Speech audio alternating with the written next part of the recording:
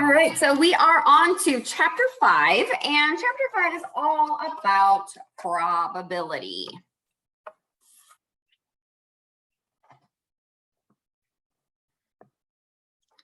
So the first section that we are going to work with is 5.1, and what we are going to do here is understanding the random processes of the law of large numbers, applying some rules of probability, talking about and also computing both empirical and classical probabilities, and then recognizing and interpreting subjective probabilities. The first thing we're going to do is understanding what random processes are and the law of large numbers. Okay, so the word random suggests an unpredictable result or outcome. A simulation is a technique used to recreate a random event. Simulation can be tactile, as in physically flipping a coin, or virtual, using a computer to pretend it's flipping a coin. In both instances, the goal of the simulation is to measure how often a certain outcome is observed. So if you were to flip a coin, maybe you count how many heads versus tails. If you were to roll a die, maybe you wanted to know how many fives up here. Okay, so you can do that both physically by flipping a coin or rolling a die by hand, or you could use technology to do that. StatCrunch has it built in as well. Okay, so to kind of understand this process here, what we're going to do is pretend we're flipping a coin 100 times, and then figure out the proportion of heads after each toss of the coin. Okay, so if the first flip is tails, the proportion of heads is 0 out of 1. We've had no heads out of 1 flip. If the second flip is heads, we now have 1 head out of 2 flips. The third flip is heads, so then we would have 2 heads out of 3 flips. And you can see here that as we do this, the proportion is going to change. So what's going to happen here is, and both of these are 2 different trials here. This is the proportion of heads that is happened based on the number of flips. So this first one here, you can see the first flip was tails, then the second flip, third, 4, 5, 6, 7, 8, 9, 10, 11. So anytime it's above here, we've had more heads than we've had tails. Okay, but you can see here it kind of comes down, and then it goes back up, and then kind of comes back down again, up, and then comes back down as we approach 100 flips. Every time I run this process, though, it's not going to be the same. So this is running at a different time, and I started with 1 head, 2 heads, and then I think it still came in there. So then it's kind of dropping it down. This one started above, went down, now we're below the line, now we're above the halfway point, then we go below it again and above. So no matter how many times you do this, if you flip a coin 100 times, every single one of us would get different answers or a different graph all the way through this process. Okay, so what this is the random process. It represents scenarios where the outcome of any particular trial or an experiment is unknown, but the proportion or relative frequency of a particular outcome is observed approaches a specific value as the number of trials increases.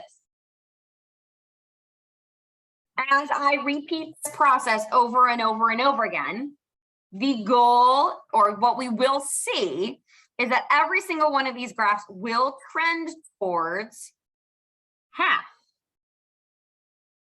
There is a reason for that, and it's probability.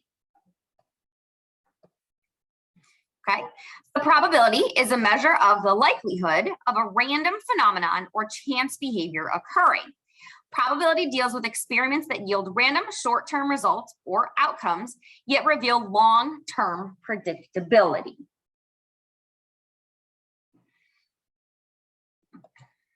Okay, the long-term proportion in which a certain outcome is observed is the probability of that outcome.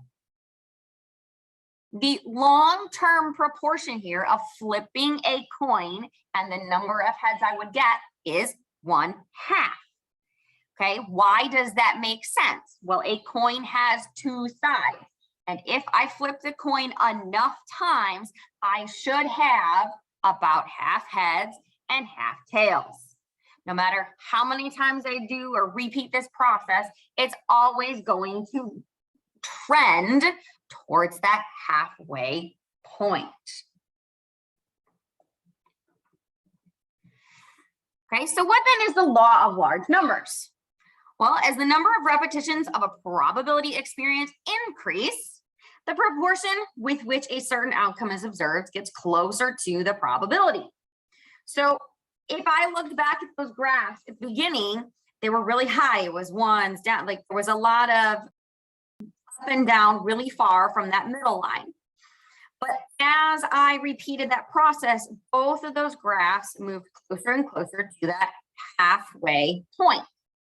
And that will always happen if you run an experiment or repetition, repeat it over and over and over again.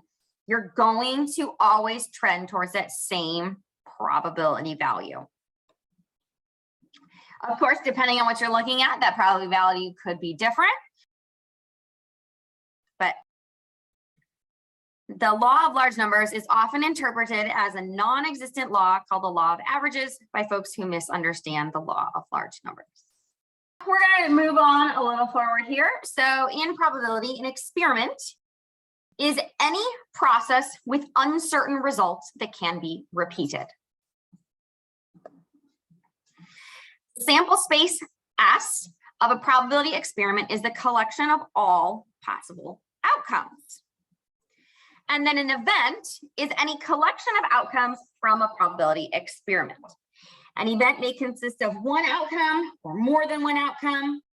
We'll denote events with one outcome, sometimes simple events, as E sub I. So maybe E1, E2, E3, you can count up, or depending on what you're working with, maybe if you're working with colors of M&Ms, maybe it's ER for red and EB for black M&Ms, or whatever you want to do. But in general, the events are going to be E's. Let's discuss this in a simple example here of rolling what is called a fair die. They will always classify that because we want to make sure we are working with a fair die, that it is not weighted, that every single side of the die has exactly the same outcome probability to occur. The outcomes or events for rolling a die are as follows. E1, E2, E3, E4, E5, and E6. Rolling 1, 2, 3, 4, 5, or 6.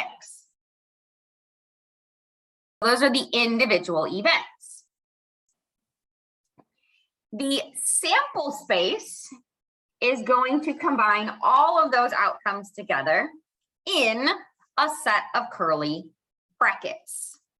So the sample space S could be the outcomes 1, 2, 3, 4, 5, or 6.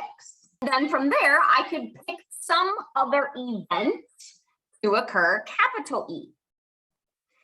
So define the event E as roll an even number. Well, our even numbers are 2, 4, and 6.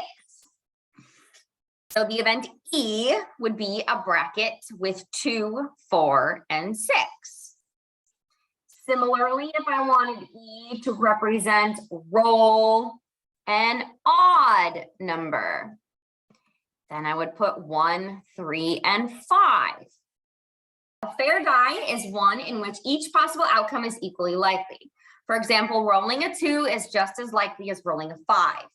We contrast this with a loaded die in which a certain outcome is more likely. For example, if rolling a 1 is more likely than rolling any of the other numbers, the die is loaded. They do have weighted dice that will specifically land on one number more frequently than the rest. But we use these then to move towards probabilities. Okay, so working with our rules of probabilities. So we have 2 rules for any probability here. The probability of any event, E, P of E, so that's a probability of event E occurring, must be greater than or equal to 0 and less than or equal to 1. Any event must have a probability that is between 0 and 1 inclusive. The second rule of probability is that if I add all of the probabilities of the individual outcomes together, I must get 1. Anytime you're going to be asked, is it a probability? It's got to follow these 2 things. Okay. A probability model lists the possible outcomes of a probability experiment and each outcome's probability. A probability model must satisfy both rules 1 and 2 back here. Let's look at an example. So the color of a plain M&M milk chocolate candy can be brown, yellow, red, blue, orange, or green. We are working with a basic bag that you can buy off the shelf at a grocery store. All right, suppose a candy is randomly selected from the bag. Table 1 shows each color and the probability of drawing that color. Here we have a table.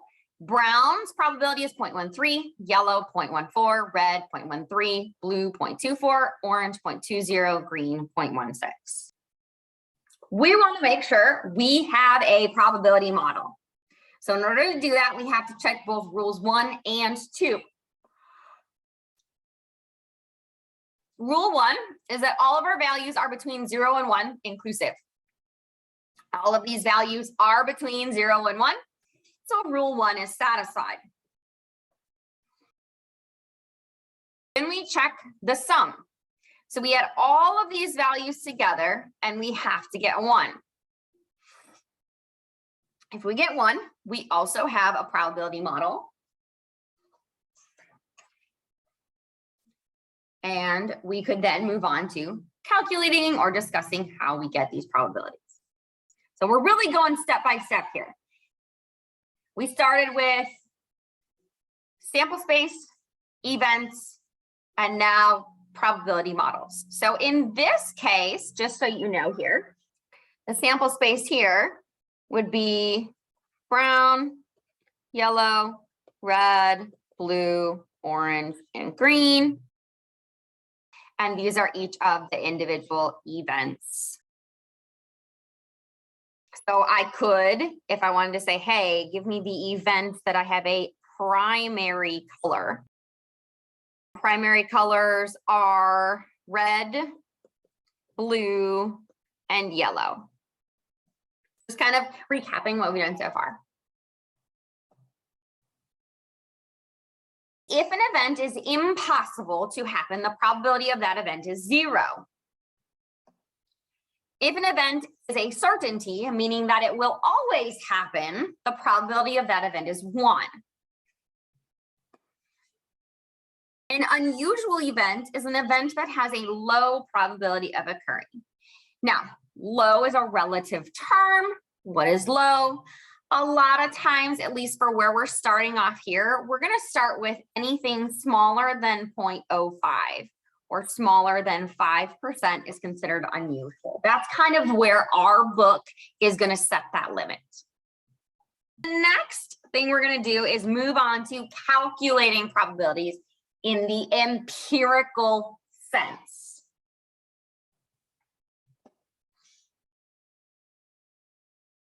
The probability of an event E is approximately the number of times event E is observed divided by the number of repetitions of the experiment. This is empirical. It is related to an experiment. I perform an experiment and I tally how many different things occur, how many times. I can come up with the empirical probability for these events.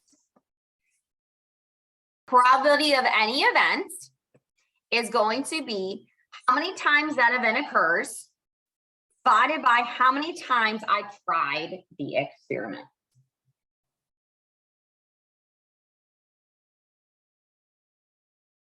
Let's look at an example. An insurance agent currently insures 182 teenage drivers aged 16 to 19. My goodness. Last year, 24 of the teenagers had to file a claim on their auto policy. Based on these results, the probability that a teenager will file a claim on his or her auto policy in any given year is going to be 24 out of 182. Okay, this is empirical because this is specific to this insurance agent. If I go to a different insurance agent, they're going to have a different amount of teenage drivers and a different amount of teenage drivers that had to file a claim. So each individual insurance agent is going to have a different probability for this result. That is empirical. What does that mean? The value 0.132 is about 13%. What that means is for every 100 insured teenage drivers, we would expect about 13 to have a claim on their auto policy. 13%. The word percent literally means per 100. So 13 per 100 will have to make a claim. That is how we can interpret that. How did I go from 0.13 to 13%? The rule is if you times this by 100, it gets to your percent. Or some of you may remember that that just means to move this two values over. The data in table 2 represents the results of a survey in which 200 people were asked their means of travel to work. Use the survey data to build a probability model for means of travel to work. Then estimate the probability that a randomly selected individual carpools to work. Interpret that result. And would it be unusual to randomly select an individual who walks to work? All right, so here's our table.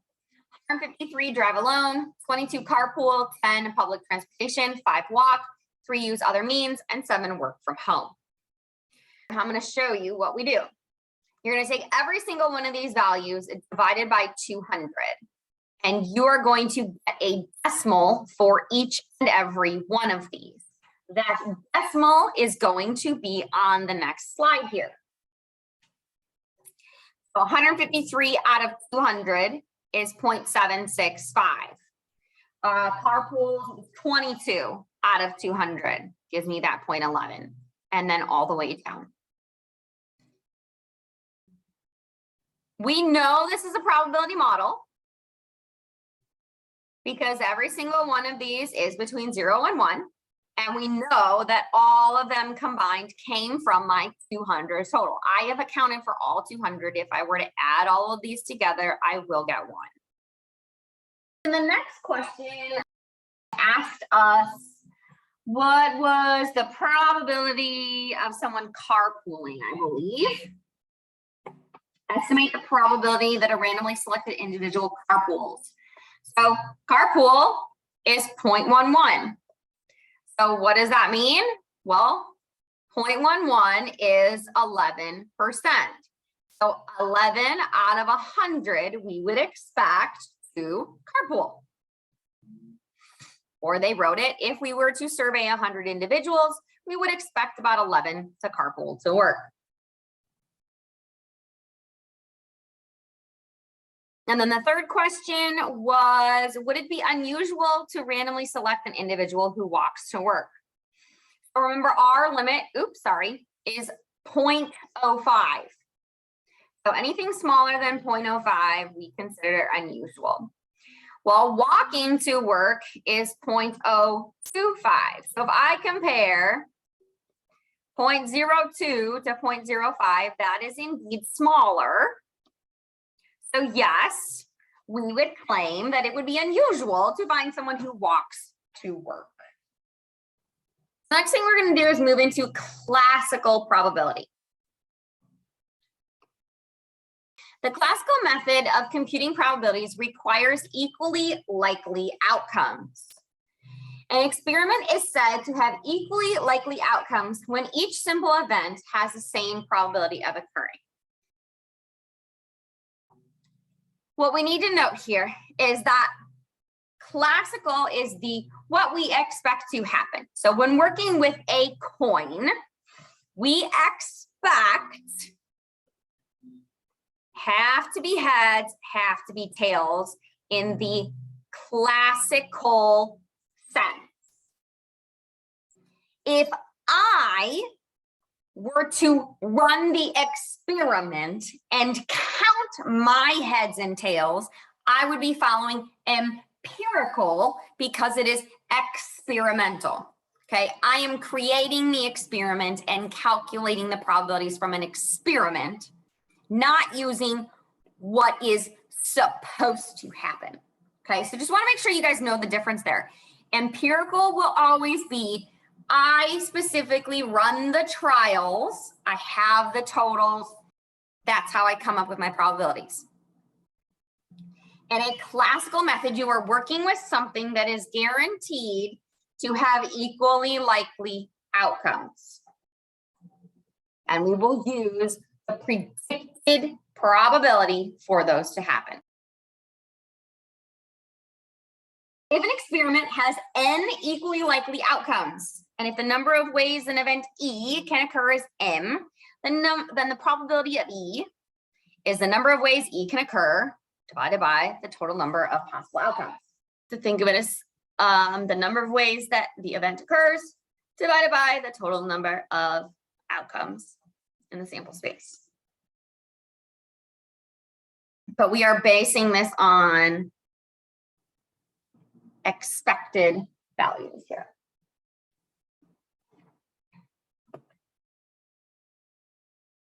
A pair of fair dice is rolled. Fair die are die where each outcome is equally likely. Roll a 1, a 2, a 3, a 4, a 5, a 6 is equally likely. Okay, 1 out of 6.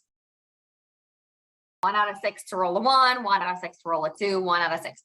It is that way, as long as I'm using a fair die. Okay, so what we're gonna do, those we're rolling a pair of dice. On the next slide, excuse me, I'm gonna show you a table that lists all the pairs that can happen when you roll dice. So we're gonna find the probability of rolling a 7, the probability of rolling snake eyes, and then comment on the likelihood of rolling 7 versus 2. Here is a table with all of the outcomes. Okay, die 1, I should say, has 6 potential options. Die 2 has 6 potential options. So combined, 6 times 6 makes 36 outcomes. Now, there are a few of these that are red, and they are the ones that sum to 7 here.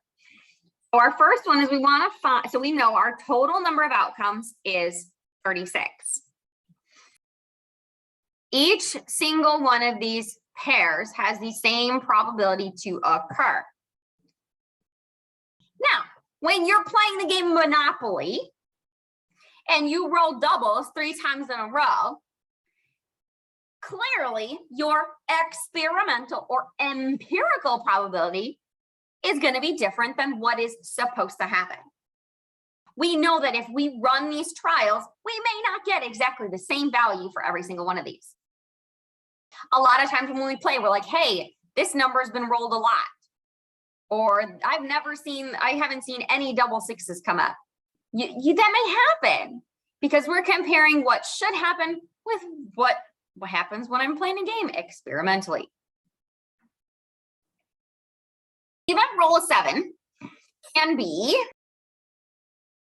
1 and 6, 2 and 5, 3 and 4, 4 and 3, 5 and 2, 6 and 1. 1, 2, 3, 4, 5, 6 ways in which I can roll a sum of 7.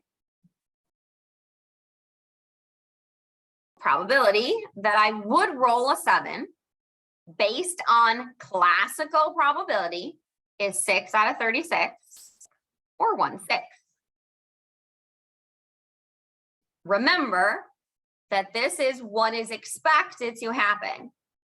If instead I have a table and I list all the sums and I've rolled out how many times and I'm calculating it that way, that is empirical.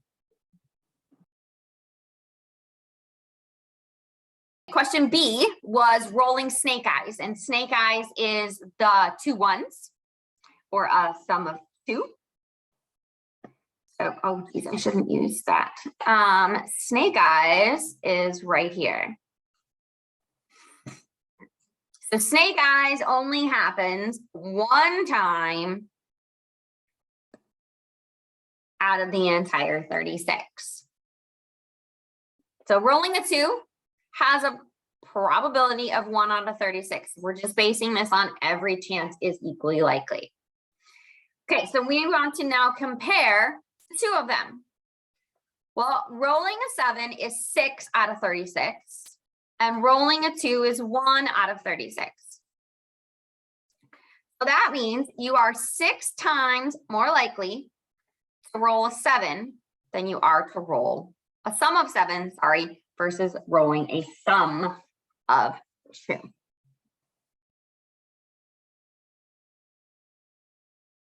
What this means is we expect, classical method is what we expect to happen. That if I were to roll the dice 36 times, I would expect that 6 7s and only 1 2. Now we know if I were to actually run that, I may have different results, but that is empirical versus classical.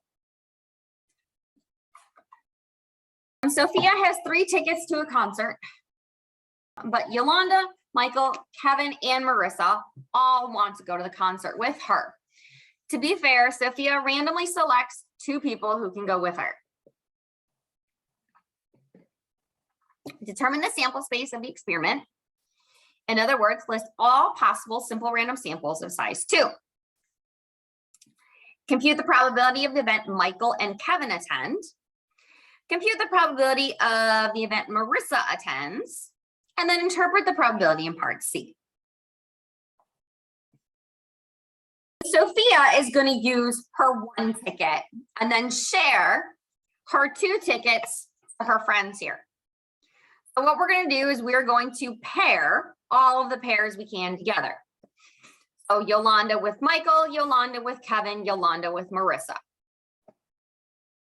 Yolanda, Michael, Yolanda, Kevin, Yolanda, Marissa. Then Michael paired with Kevin, Michael paired with Marissa, and Kevin paired with Marissa. So each of the pairs go with Kevin, Michael, Marissa, and Kevin, Marissa. So we have 6 different ways for the tickets to be given out.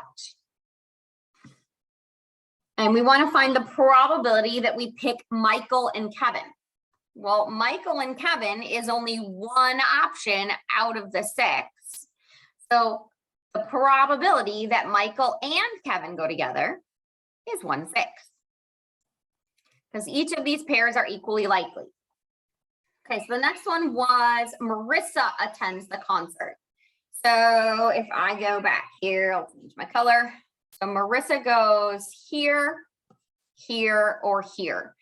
So 3 times out of the 6, Marissa is selected. 3 out of 6, 0.5 or 50%. 50% means that 50 out of 100 times, if I were to run this experiment, Marissa would be chosen. So if we conducted this experiment Oh, well, they said 1,000 times. You don't have to go to that. It's easy enough just to say 50 out of 100. They changed it to 500 out of 1,000. To me, it's easier just to keep it out of 100. Now we're going to really compare the two, empirical and classical. So suppose that a survey asked 500 families with 3 children to disclose the gender of their children. And they found that 180 of the families had 2 boys and 1 girl. So estimate the probability of having 2 boys and 1 girl in a 3-child family using empirical method. Well, that is just using what we got from the experiment. 180 out of 500. That is my empirical probability. Okay, and that's going to be on the next slide here. Empirical probability is exactly what we got from our experiment, 180 out of 500, or 0.36. For B, this is going to require a little bit more work here.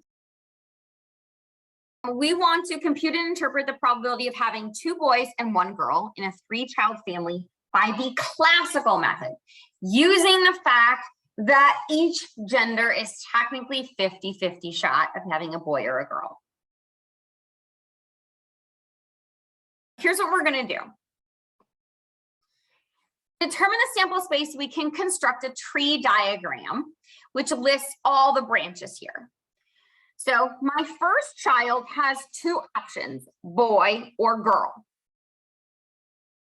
After I have 1 child, I then have my second child, which would be boy or girl. And then from each branch, I then have a 3rd child. So what you'll see here is as you follow along each branch, you'll write the final result here. So boy, boy, boy, right there. Boy, boy, girl. Boy, girl, boy. Boy, girl, girl. Okay, and that takes care of those first 4. Then it's girl, boy, boy, girl, boy, girl, girl, girl, boy, girl, girl, girl. Our goal is to figure out 2 boys, right? 2 boys and a girl. Yes, 2 boys and a girl. 2 boys and a girl is this one. 2 boys and a girl is this one. 2 boys and a girl is that one. Okay, so let's see. We have 1, 2, 3, 4, 5, 6, 7, 8 possible. And 3 has some combination of 2 boys and 1 girl. So we would do 3 out of 8, which on the next slide here will show us is 0.375. Based on what we expect to happen, it should be 0.375. Our experiment gave us 0.36. Okay, it should be close, but they're never going to be exactly the same. Because we're working with experiment versus what is classical, what is going to should happen in the long-term result. So usually here, if you have 2 decimal places, we would say 36 out of 100. When this one has 3 decimal places, this is an example where you would go that extra place for 1,000, 375 out of 1,000. Because you can't really say 37.5 out of 100. That doesn't really make sense in terms of having boys and girls. 37 and a half of families, it doesn't work. So we always want to make it the whole value. And that is what's on the next slide here. If I were to repeat this 1,000 times, about 375 would be boys. So 375 out of 1,000 is the classical. What we got experimentally was 360 out of 1,000.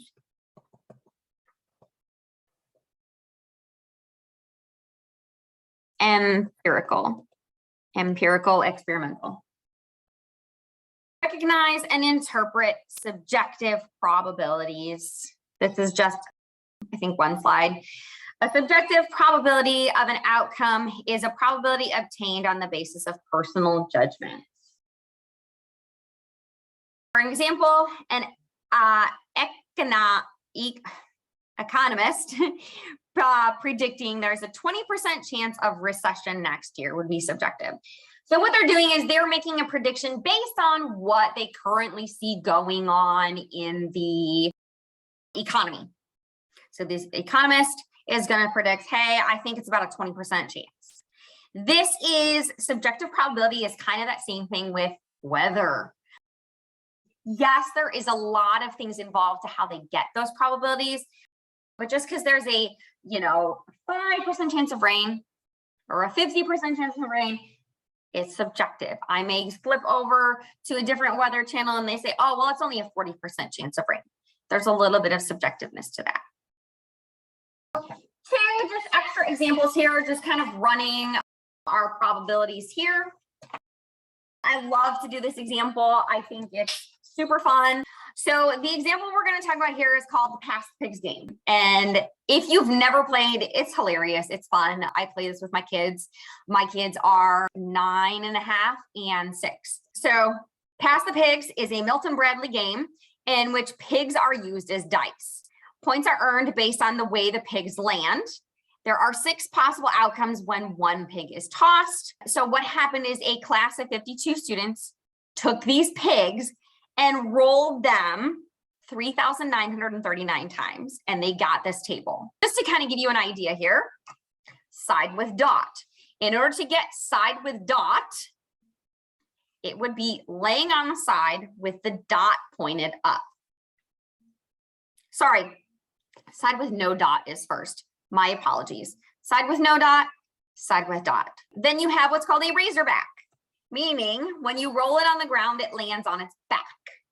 You also have a trotter. So when you roll it, it lands on its feet. Next one is called a snouter, is when it lands this way. So on its nose and its front 2 feet. And then the last one is a leaning jowler. So instead of being straight on the nose like this, it is leaning to the side here. So an ear, nose, and 1 foot there. They ran them through these 3,939 times. And the results in this table are what they got. So I love to show this. I think it's fun. It's an awesome game to play for statistics. We know that these run 3,939 times. We use the results of the experiment to build a probability model. So all that means is I'm going to divide every single one of these by 3,939.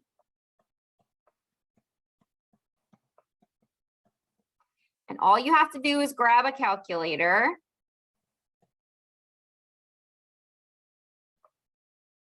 and do 1344 divided by 3939. You get 0.341. Side with dot, 1294 divided by 3939, 0.329. Razorback, when you divide that, 0.195. Trotter, 0.093. Snouter, when I divide 137 by 3939, I get 0.035. And a leaning jowler happened 0.008. This is empirical because we have done the experiment here. For part B, estimate the probability that a thrown pig lands on side with dot. Well, side with dot is right here, and its probability is 0.329. So what does that mean? Well, I have 3 decimal places, so 329 out of 1,000. If I were to throw that pig 1,000 times, I would expect to get 329 side with dots.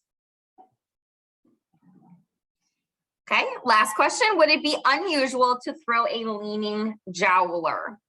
Well, a leaning jowler is 0.008. And remember, we compare that to 0.05. 0 and 0, they are the same. 0 and 5. 0 is smaller than 5. So yes, this is smaller. Yes, unusual.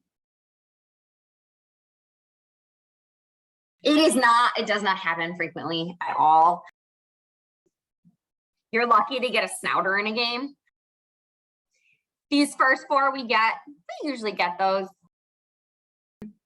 decent amount of time when we play as a family.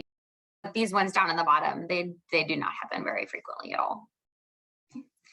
Suppose a fun-sized bag of M&Ms contains 9 brown candies, 6 yellow candies, 7 red, 4 orange, 2 blue, and 2 green.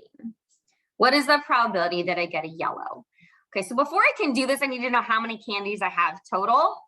So if I do 9 plus 6 plus 7 plus 4 plus 2 plus 2, I get should be 30.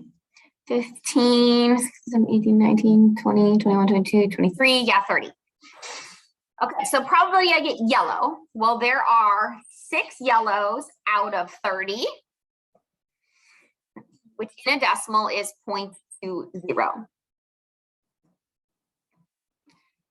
Probability I get blue is 2 out of 30. There are 2 blues out of my 30,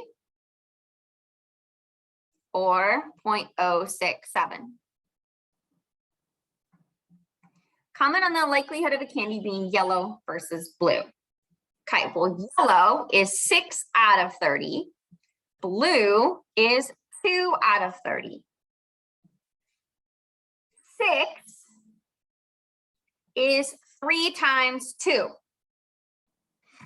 So yellow is 3 times more likely than blue. So that is the end of that section. The next section, 5.2, is also going to be a longer video, but then 5.3 is pretty short. So I will see you in the next video.